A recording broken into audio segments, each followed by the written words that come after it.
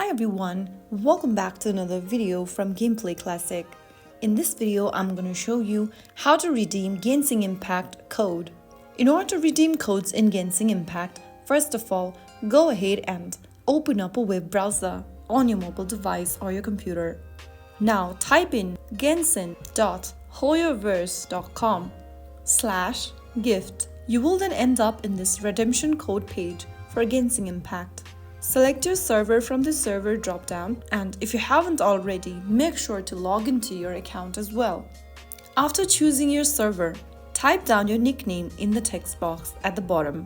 Enter your character's nickname if you have created a character, and then enter the redemption code in the last field. Finally, tap on the redeem button in order to redeem your code. Just ensure that you are logged into the correct account before redeeming. And that way you will be able to redeem your Genshin Impact code in just a few simple steps. I hope the video was helpful to you. If it was, don't forget to like, share and subscribe to our channel for more tutorials like this. I'll see you in the next video. Stay tuned till then.